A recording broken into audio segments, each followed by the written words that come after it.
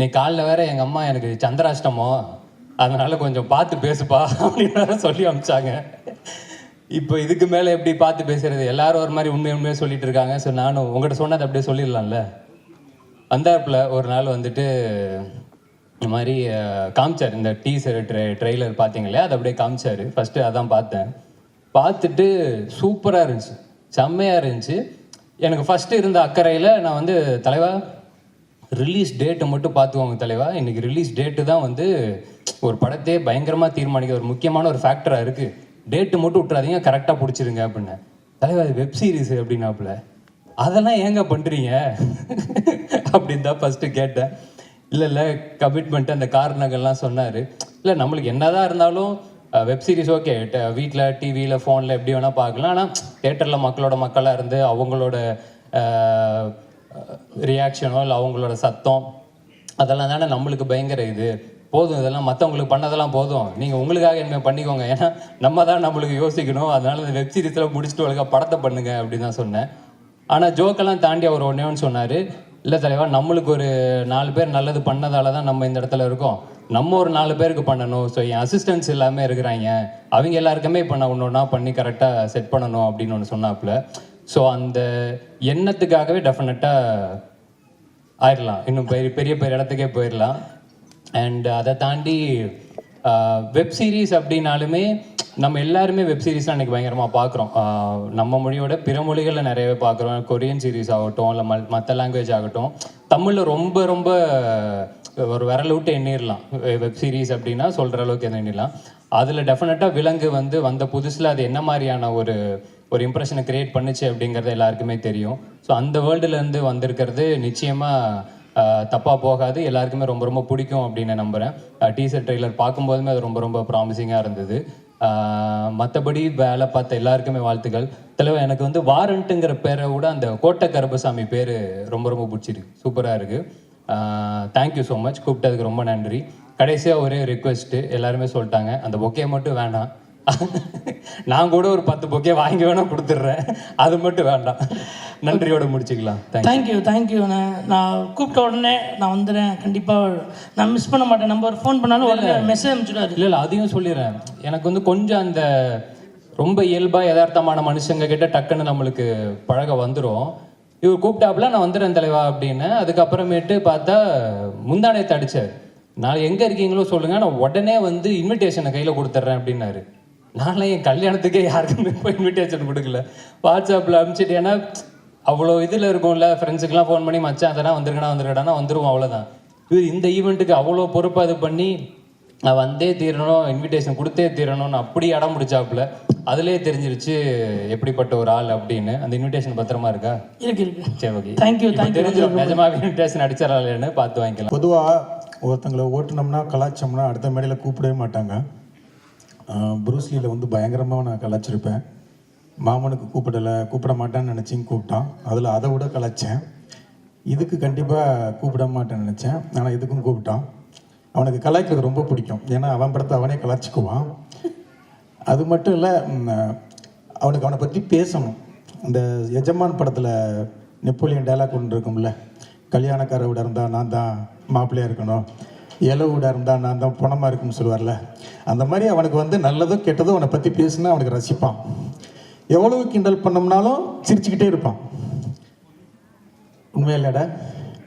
நமக்கெல்லாம் கொஞ்சம் கோபம் வரும், கடுப்பு வரும். அவனை திட்டுறதை வந்து ரொம்ப ரசிப்பான். எனக்கு அவனை ரொம்ப பிடிக்கும். அவனை திட்டுறது எனக்கு ரொம்ப பிடிக்கும், நான் திட்டுறது அவனுக்கு ரொம்ப பிடிக்கும். இவன் எப்படிப்பட்ட ஆள்னா, ஒரு தடவை இங்கே சென்னை ஸ்டேடியத்தில் கிரிக்கெட் நடந்துக்கிட்டு இருந்துச்சு. எனக்கு அந்த கிரிக்கெட்டுக்கு பார்க்குற பழக்கமே இல்லை, எப்போது டிவியில் பார்த்தா தான். எனக்கு ஃபோன் அடித்தான், சார் இந்த மாதிரி சன் டிவியில் சொல்லி எனக்கு போகிறதுக்கு டிக்கெட் வாங்கி கொடுங்க அப்படின்னா. நான் சன் டிவிக்கு எனக்கே டிக்கெட்டு கேட்க மாட்டேன், அவங்கள்ட்ட போய் எப்படா கேட்குறது. சரி நான் ட்ரை பண்ணுறேன்டான்னு சொல்லிட்டு விட்டுட்டேன். அப்புறம் திருப்பி சரி கேட்டேன், ஒரு கட்டஸ்க்காக கேட்டேன்டா, கிடைக்கலடான்னா ஒரு வாய்ஸ் நோட் மட்டும் போட்டேன். சார் அது பிரச்சனை இல்லை சார் அப்படின்னா. அப்படியேடா எங்கடா இருக்கேன் அப்படின்னு. இந்த மாதிரி ஸ்டேடியத்தில் தான் சார் இருக்கேன், நான் விளையாட்டுத்துறை அமைச்சருக்கே ஃபோன் அடித்து அவர்கிட்டே டிக்கெட் வாங்கிட்டேன் சார் அப்படின்னா. உதயநிதி சார்கிட்ட டிக்கெட் வாங்கி உள்ளுக்கு போயிட்டான். நம்ம பெரிய விஷயம் நல்ல விஷயங்களுக்கு கேட்குறதுக்கே ரொம்ப தயங்குவோம். அவன் டிக்கெட்லாம் ஈஸியாக அந்த மாதிரி வாங்கிட்டு போயிடுவான். அந்த அவர் சொன்னார்ல அட்வான்ஸ் வாங்குறது, அந்த மாதிரி சிரிச்சுக்க போய் ஒரு விளையாட்டுத்துறை அமைச்சர்கிட்ட யாராவது நம்ம டிக்கெட் கேட்போமா? அந்த அந்த விஷயத்த பண்ணுங்க, ஊரில் அந்த நல்ல விஷயத்த பண்ணுங்க, இந்த மாதிரி பண்ணி கொடுங்க, அந்த மாதிரி ஏதாவது ஒரு படிப்புக்கு உதவி பண்ணுங்கன்னு கேட்பான். எனக்கு டிக்கெட்டு கொடுங்கன்னு போய் ஃபோன் அடித்து கேட்போமா? அப்படிப்பட்ட ஆளவன். இப்போ வந்தான், ஆஃபீஸ்க்கு வந்தான், ஒரு டிசம்பரில் வந்து இட வந்தால் கலராக இருந்தான். இன்னும் கலர் வேறு மாதிரி மாறி இருக்கே அப்படின்ட்டு, சரி மாமன் ஹிட்டு கொடுத்துருக்கான், காசு நிறைய வந்திருக்கும், காசு வந்தால் கலர் மாறும்ல, சினிமாவில் அது ஆட்டோமேட்டிக்காக கலர் அந்த குளோ கிடைக்கும் அப்படின்னு நினச்சேன். அந்த மாதிரி ஒரு சின்ன வெப் சீரிஸ் பண்ணோம் சார். அவன் விக்னேஷன் அசிஸ்டண்ட்டு தான், அவங்க 2 பேருமே அசிஸ்டண்ட்டு தான். அவன் டைரக்ஷன் பண்ணுறான், சூப்பராக வாழ்த்துக்கள். இல்லை அதில் ஒரு ரோல் நான் பண்ணுறேன் அப்படின்னா. இதுக்கு முன்னால் சுசி சொன்ன மாதிரி பாலசரவணன் பண்ண வேண்டிய கேரக்டர். பாலசரவணன் ஏதோ டேட் லேட் ஆச்சா இல்லை லேட் ஆகும்னு சொல்கிற டேட்டில் அவன் பண்ணானான்னு தெரில அந்த ரோலில். ஏன்னா பாலசரவணன் ஒரு நாள் புலம்புன்னு புலம்பிட்டானே, கூடவே இருந்து வேலை பார்த்துட்டானே அப்படின்னா, அது அவன் வந்து எக்ஸ்தலத்தில் வந்து புலம்பி நண்பர்கள் கூட இருக்க நண்பர்களே இப்படிப்பட்ட நண்பர்கள் துரோகம் செய்து விட்டார்கள் ஃபீல் பண்ணி போட்டிருக்கான். அதை வந்து ரீபோஸ்ட் பண்ணியிருக்கான். அப்படி ஒரு குசும்பான அவன். ஏடா டே அவன் ஃபீல் பண்ணி உடனே தாண்டா போட்டிருந்தான். அது நான் தான் சார், சரிப்பா எல்லாரும் பார்க்கணும்னு போட்டு விட்டேன் அப்படி. சரி அவன் வந்தான், நடிக்கிறான், சந்தோஷம். ஏன்னா இன்றைக்கி வந்து டைரக்டர்கள் எல்லாருமே ஹீரோவாக மாறுறாங்க, ரொம்ப சந்தோஷம். பிரதீப்லேருந்து இப்போ லோகேஷ்லேருந்து எல்லாரும் மாறுறது எனக்கு ஒரு டைரக்டராக எனக்கு சந்தோஷம். இவனை வரட்டும் அப்படின்னு நினச்சேன். சரி வந்தான், நடித்தான், ஆசீர்வாதம் வாங்கிட்டு போக வேண்டியது தானே.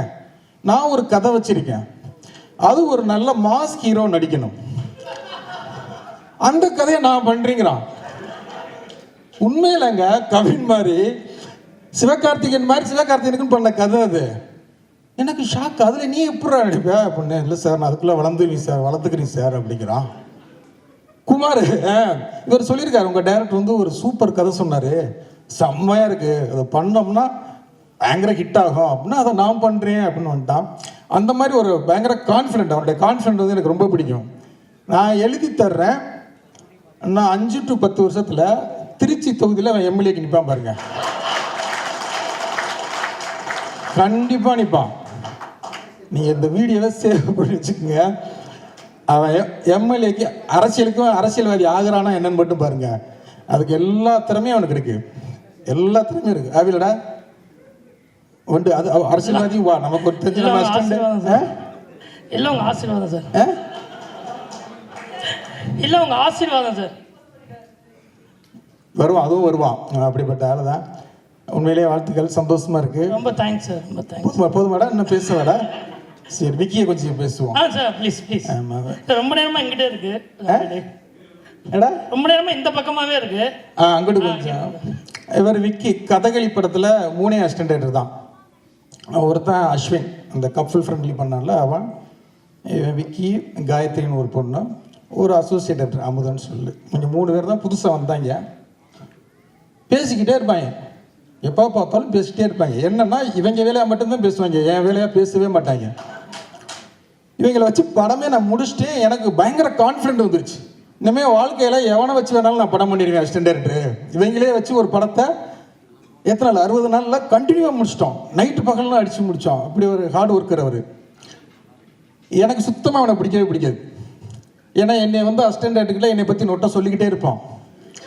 அவனுக்கு என்னை சுத்தமாக பிடிக்காது.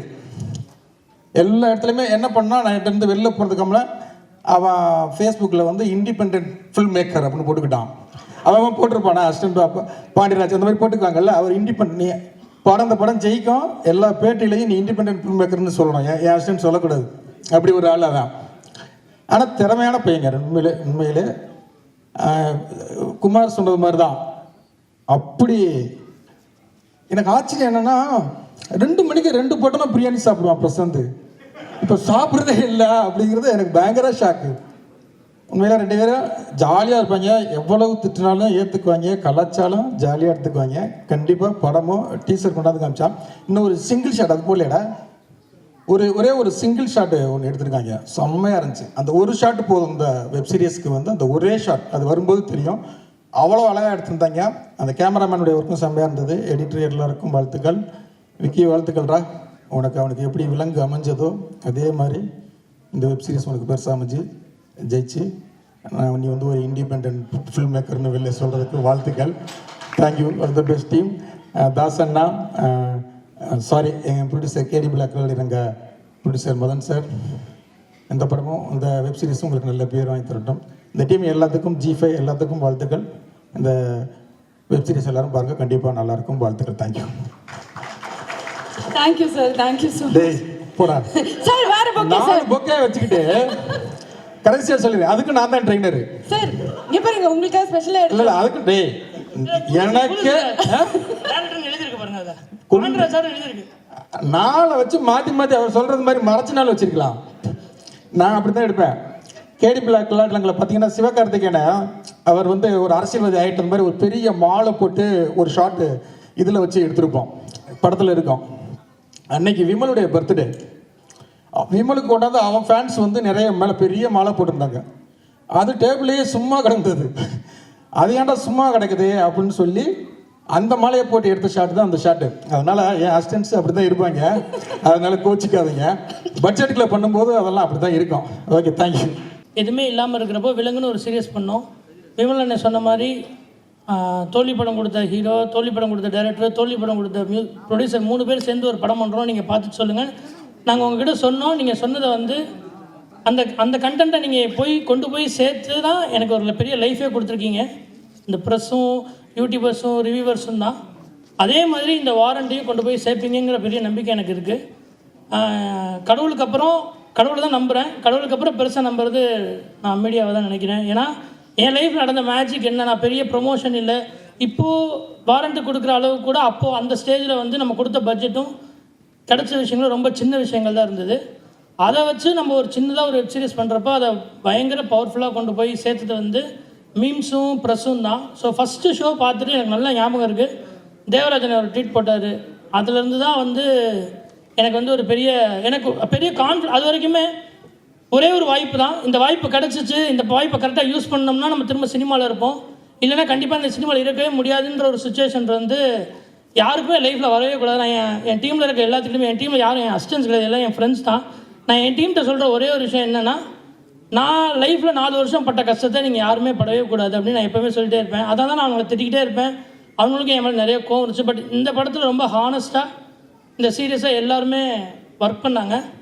விலங்கை எப்படி என்னை நம்பி G5 வந்து கொடுத்துச்சோ, மதன் சார் வந்து அதை நம்பி எனக்கு இந்த கதையை பண்ணுறான்னு எனக்கு ப்ரொடியூஸ் பண்ணாரோ, விமலனை நடித்தாரோ, அதே மாதிரி இன்னொரு வாய்ப்பை G5 எனக்கு கொடுத்துருக்கு. நீங்கள் நடிங்க பிரசாந்த், அது ஒர்க் ஆகும் அப்படின்னு நம்பியிருக்காங்க. அதே தான் திரும்ப லைஃப் மதன் சார் கொடுத்துருக்காரு. திரும்ப அதே தான் இப்போ அவங்க 2 பேரும் அந்த சான்ஸ் கொடுத்துறாங்க. 3வது அந்த சான்ஸ் உங்ககிட்ட தான் இருக்குது. நீங்கள் கொடுக்குறீங்களா கொடுக்கலையாங்கிறது உங்கள் கீழே தான் இருக்குது. நீங்கள் பாருங்கள், ஹானஸ்ட்டாக உங்களுக்கு பிடிக்கும், நான் ரொம்ப நம்புகிறேன். எனக்கு இவ்வளோ நாள் சப்போர்ட் பண்ணியிருந்தா என்னோடய ஃபேமிலி, எங்கள் அப்பா அம்மா, என் தம்பி, என் ஒய்ஃபு, எல்லாருக்கும் ரொம்ப நன்றி. என்னோடய ஃப்ரெண்ட்ஸுக்கு ரொம்ப நன்றி, எங்கள் டைரக்டருக்கு, என்னோடய சினிமாவில் இருக்க எல்லா நண்பர்களுக்குமே.